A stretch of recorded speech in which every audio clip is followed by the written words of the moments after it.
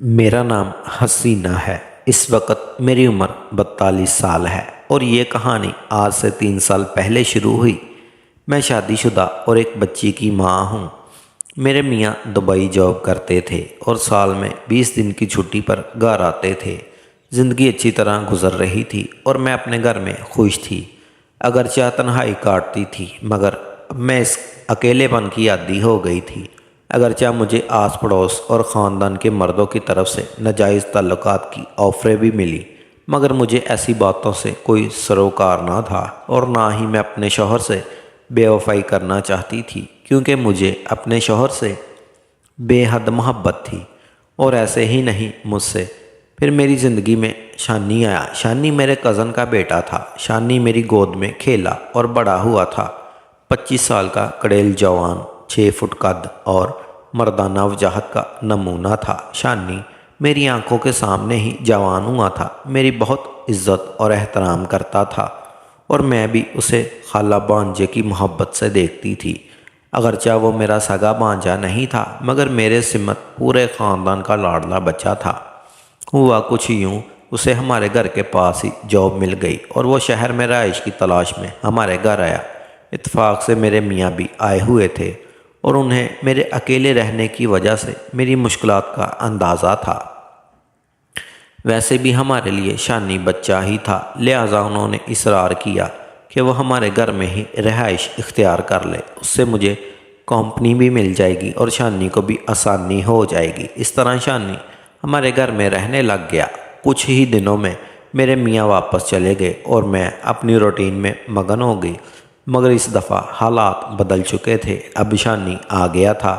اس کے آنے سے بوریت نے رخت سفر باندھ لیا تھا۔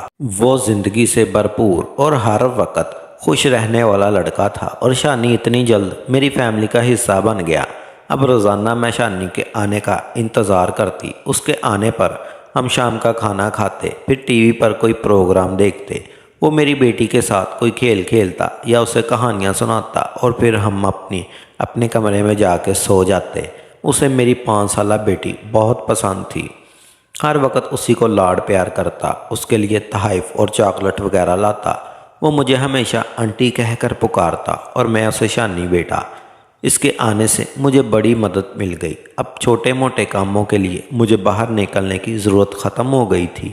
میرا ہر کام وہ خود ہی کرتا اور گھر میں ایک مرد کی موجودگی میں بہت محسوس کرنے لگی اور مجھے بھی اس سے انسو پیار ہو گیا۔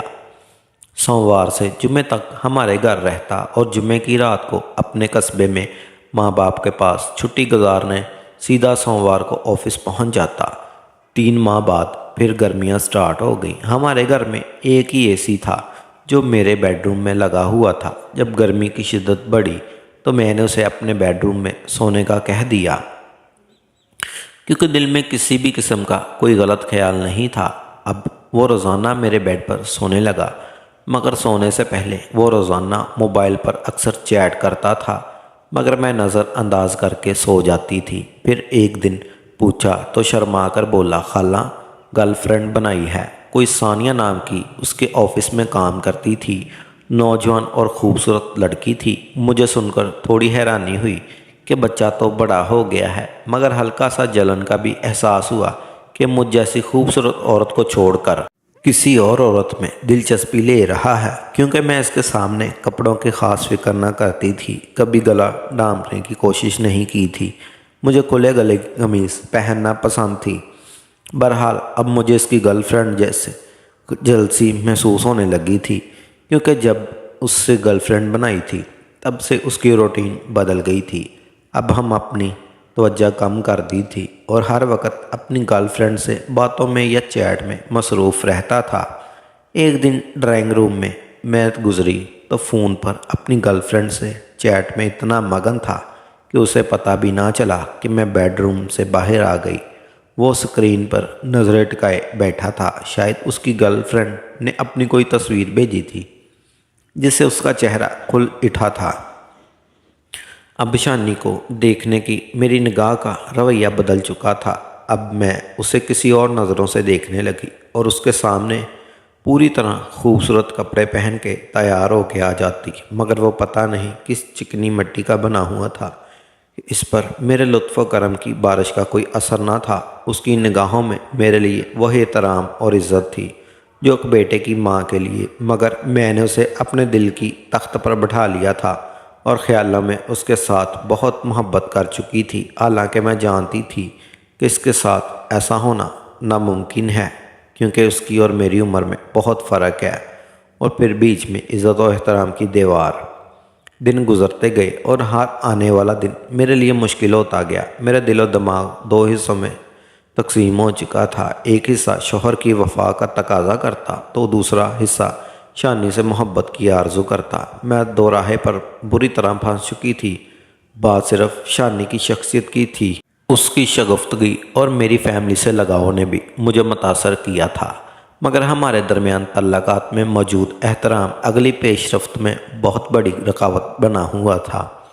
پھر جب سے اس کی کلموہی گرل فرینڈ کے چکر میں وہ پڑا ہوا تھا، وہ بالکل ہی بدل گیا تھا۔ اس کی توجہ کا مرکز اس کی گرل فرینڈ بن گئی تھی، اور میں جو اس کی توجہ کی عادی ہو گئی تھی، اسے اس بے رخی نے مزید تڑپا دیا تھا۔ میں کوئی اگلا قدم اٹھانا چاہتی تھی، مگر میری انا اور غرور مجھے روکے ہوئے تھا۔ میں لاکھوں میں نہیں تو ہزاروں میں ایک تھی۔ مجھے جو دیکھتا وہ دیکھتا ہی رہ جاتا تھا۔ میں چہرے سے تو خوبصورت تو تھی ہی، مگر میری اصل خوبصورتی میرے جسم میں تھی۔ میں سروقد اور پرکشش جسم کی مالک تھی۔ دیکھنے والے مڑ مڑ کر دیکھتے تھے، اور پیچھے سے میری چال کا نظارہ راہ سے بھٹکا دیتا تھا۔ بدتمیزی سے بدتمیز مرد بھی میرے سامنے موم ہو جاتے تھے۔ مردوں کی زبانوں میں مجھ سے بات کرتے ہوئے شیرینی ٹپکنے لگتی تھی۔ دکاندار حضرات مجھے سودا سستے میں دیتے تھے۔ محلے دار میری ایک نگاہ کے طلب تھے۔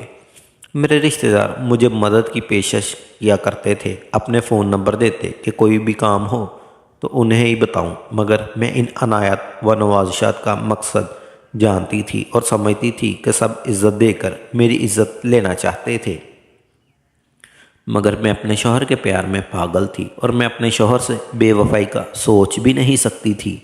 اس لیے میں نے اپنی ضروریت کو دبا ڈالا تھا، مگر شانی نے انجانے میں میری کھچلی ہوئی خواہشات کو جگا دیا تھا۔ اب میں اس کا پیار پانا چاہتی تھی، مگر کوئی راہ دکھائی نہ دے رہی تھی۔ ابتدائی کوششوں کے بعد میں تھک کر مناسب وقت کا انتظار کرنے لگی اور اپنی توجہ دوبارہ اپنی بیٹی اور شوہر پر مبذول کر دی۔ پہلے دن میں اپنے شوہر سے ایک بار فون پر بات کرتی، اب 2 بار کرنی شروع کر دی۔ بیٹی تو پہلے ہی میری زندگی کا محور تھی، اور پھر 3 ماہ بعد میری سنی گئی شامی کا اپنی گرل فرینڈ سے بریک اپ ہو گیا۔ اس نے پروموشن کے لیے اپنے باس سے دوستی کر لی۔ شانی بہت اداس ہو گیا تھا، بہت بجھا بجھا رہنے لگا۔ رویا تو نہیں، مگر مجھے بتاتے ہوئے اتنا ہی غمگین تھا جیسے کوئی اپنی وفات پر ہو۔ میں نے اسے حوصلہ دیا کہ فکر کرو، تالاب میں بہت مچھلیاں ہوتی ہیں، تمہیں ضرور کوئی اچھی لڑکی ملے گی۔ اب مجھے موقع مل گیا تھا کہ میں اپنی چالیں ہوشیاری سے چلوں، مگر اس سے پہلے مجھے اس کو اس غم کے فیض سے نکالنا تھا۔ لہٰذا میں نے پلاننگ شروع کر دی، اور جمعے کو وہ جاب سے آیا تو میں نے کہا کہ کھانا آج باہر کھاتے ہیں، تیار ہو جاؤ۔ وہ فریش ہو کر آیا۔ اتنی دیر میں میں بھی تیار ہو گئی، اور ہم تینوں ایک ریسٹورنٹ میں کھانا کھانے چلے گئے۔ وہاں پہلے تو افسردہ سا بیٹھا رہا، پھر آہستہ آہستہ نارمل ہو گیا، اور ہم نے مزے سے کھانا کھایا اور گھر آ گئے۔ گھر آ کر بھی وہ ایسے ہی موبائل پکڑ کر بیٹھا اور افسردہ صورت بنا لی۔ میں نے پوچھا کہ اب کیا ہوا، تو وہ اپنی گرل فرینڈ کی تصویریں دکھانے لگا۔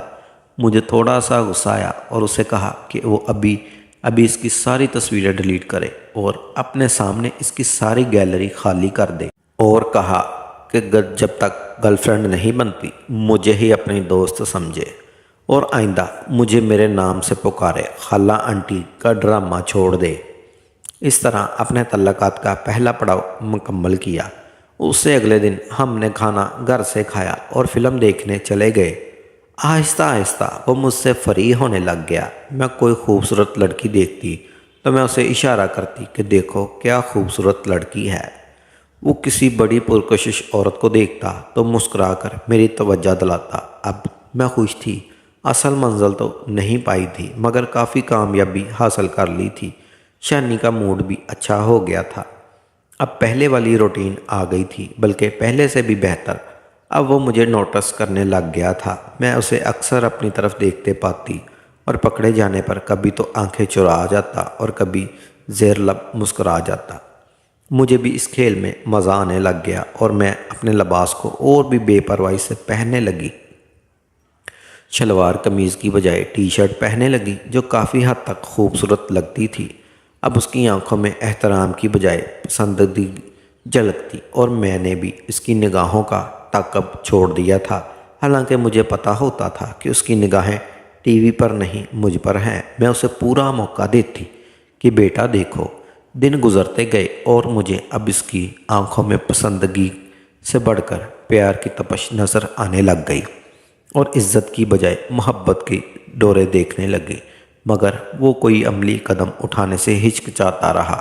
ایک دن حسب معمول ٹی وی لاؤنج میں فلم دیکھ رہے تھے اور میں صوفے پر پشت لگائے بیٹھی تھی اور دونوں ٹانگیں سامنے ٹیبل پر رکھی تھی۔ اس کی توجہ سامنے اسکرین پر مرکوز تھی، مگر اب اس سلسلے کو آگے بڑھانے کا بوجھ بھی میرے کندھوں پر ہی تھا۔ مجھے ہی اگلے مرحلے میں اس گیم کو لے کے جانا تھا۔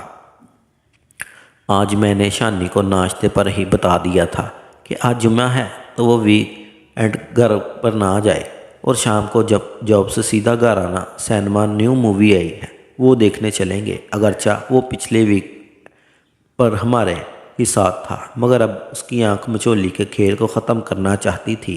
پھر گھر کے کام کیے اور شام کے لیے اچھا سا کھانا تیار کیا۔ کھانا تیار کرنے کے بعد فریش ہوئی، ابھی نہا کر نکلی ہی تھی کہ تھوڑی ہی دیر میں شانی بھی آ گیا۔ فریش ہو کر کھانے کی ٹیبل پر بیٹھا۔ ہم نے کھانا کھایا، کھانے کے دوران جوس بھی پیا۔ اتنی دیر میں 6 بج گئے اور سینما کا ٹائم ہو گیا۔ پھر ہم فلم دیکھنے چلے گئے۔ فلم کی اچھی رومانٹک کہانی تھی۔ سینما سے گھر آ کر میں نے اپنی بیٹی کو سلوا دیا اور اسے بولا کہ کل تو تمہاری چھٹی ہے، چلو بیٹھو کچھ دیر ٹی وی دیکھتے ہیں۔